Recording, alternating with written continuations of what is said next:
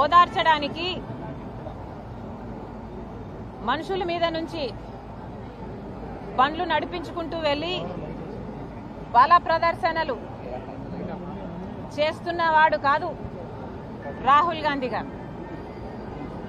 రాహుల్ గాంధీ గారు ఈరోజు దేశ పౌరుల హక్కు కోసం కొట్లాడుతున్నవాడు.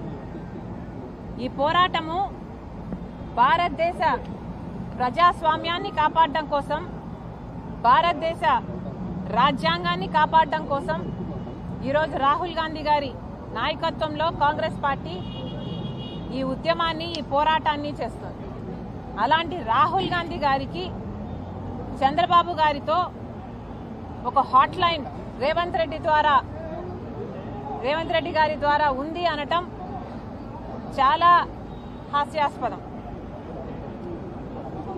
పచ్చకామర్లు కమ్మినోనికి లోకమంతా పచ్చగానే కనిపిస్తుందట. నిజానికి జగన్మోహన్ రెడ్డి గారికి మోడీ గారితో హాట్ లైన్ ఉంది. అధికారం లేకొచ్చినప్పటి నుండి జగన్మోహన్ రెడ్డి గారు జగన్మోహన్ రెడ్డి గారు మోడీతో ఒక హాట్ లైన్ మెయింటైన్ చేస్తూనే వచ్చారు. కాబట్టే జగన్మోహన్ రెడ్డి గారి నీతిమాలిన రాజకీయాలు చేశారు కాబట్టే, తెర వెనక పొత్తు పెట్టుకున్నారు కాబట్టే మిగతా అందరూ కూడా ఇలా పొత్తులు పెట్టుకుంటారు, తెర వెనక రాజకీయాలు చేస్తారు అని జగన్మోహన్ రెడ్డి గారు అనుకుంటున్నట్టున్నారు. అయ్యా జగన్మోహన్ రెడ్డి గారు, రాహుల్ గాంధీ గారికి ఏ హాట్ లైను లేదు చంద్రబాబు గారితో.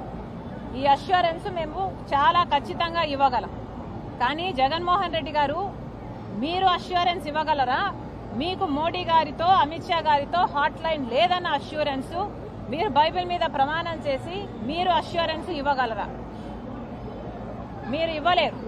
ఎందుకంటే మీరు మోడీ మెడలు వంచి ప్రత్యేక హోదా తీసుకొస్తాను అని అధికారం లేకొచ్చిన మీరు ఆ రోజు నుంచి అదే మోడీకి మెడలు వంచి ఎన్నోసార్లు కాళ్లకు దండాలు పెట్టారు. ఎన్నోసార్లు బీజేపీకి ఏ బిల్లుకు కావాలంటే ఆ బిల్లుకు మద్దతు ఇచ్చారు.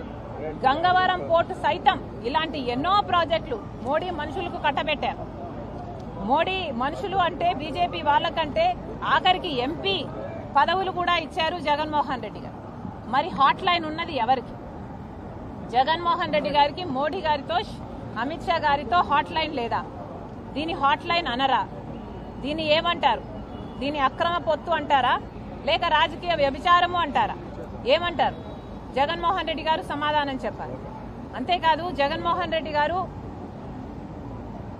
నిన్న ఒక బాధ్యత గల హోదాలో ఉన్న ఏఐసిసి ఆంధ్రప్రదేశ్ ఇన్ఛార్జ్ మణికం ఠాగూర్ గారి గురించి చాలా చులకన చేసి ఎవడు వాడా అన్నట్టుగా మాట్లాడాడు. ఇది ఎంత జగన్మోహన్ రెడ్డి గారికి సభ్యత, సంస్కారము ఏవి లేవు అన్నది మరోసారి జగన్మోహన్ రెడ్డి గారే నిరూపించుకున్నారు.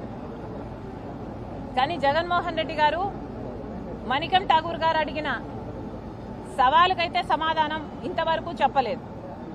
మణికం ఠాగూర్ గారు చాలా స్పష్టంగా, మీకు దమ్ముంటే మోడీ గారి మీద, మోడీకి వ్యతిరేకంగా మీరు పోరాటం చేయండి అని ఒక సవాలు విసరడం జరిగింది.